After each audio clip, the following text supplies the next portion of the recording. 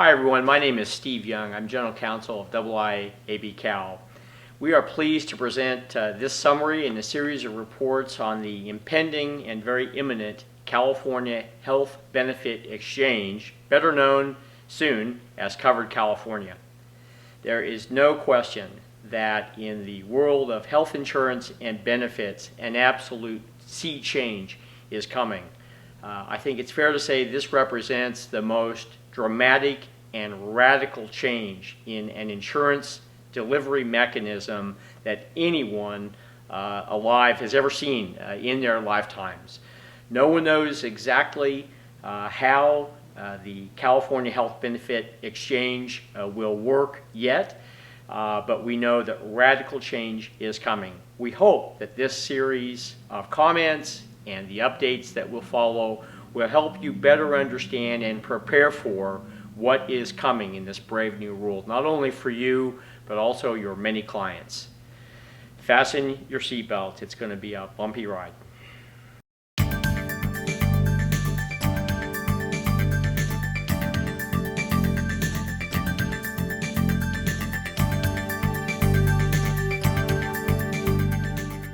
I'm speaking to you outside the state office building where the board of directors of the California Health Benefit Exchange, better known perhaps soon to everyone in California as Covered California, has held its monthly meeting.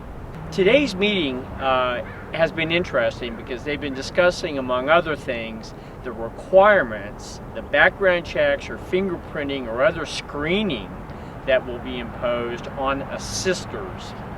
Under this federal and state law, agents and brokers will be permitted to sell health exchange policies. We've worked very hard to secure that.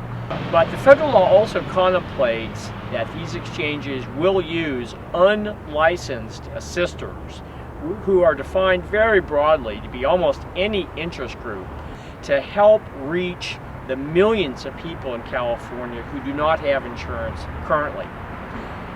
California Insurance Commissioner Dave Jones, when he spoke at the IIABCal installation meeting just across the street about 10 days ago, expressed his great concern that this exchange board was not going to adequately screen the individuals who would be assisters.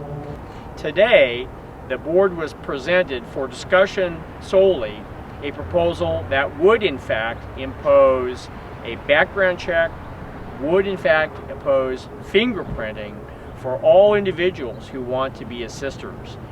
We spoke today, provided public testimony in support of that proposal, which is what Insurance Commissioner Jones has asked IIABCal to do.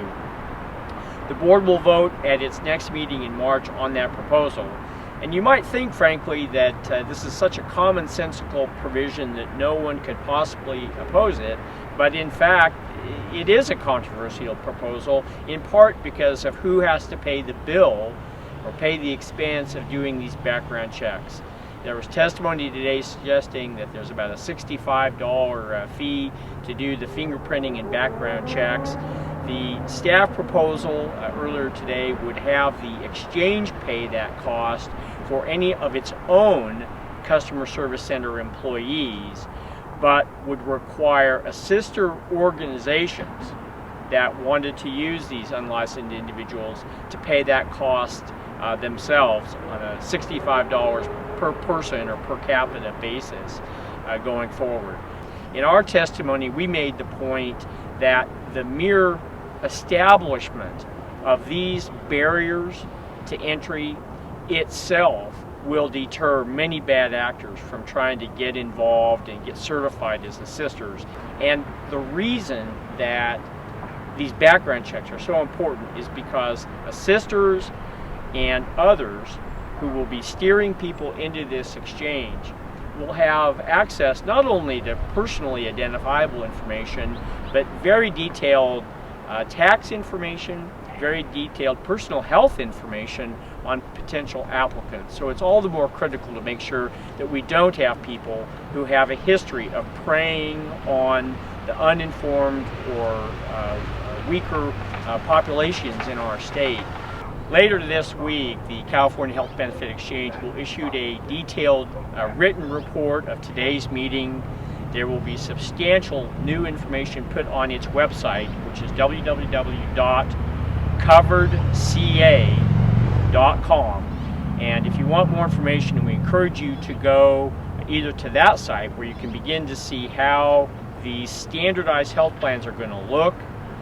You'll see information about some of the co-pays, some of the other maximum out-of-pockets that are being discussed here. And if you go to the actual website of the Board of Directors itself, which is covered.ca.gov, you'll get more information on today's meeting as well as what's in store in the coming several months. Thanks, everyone.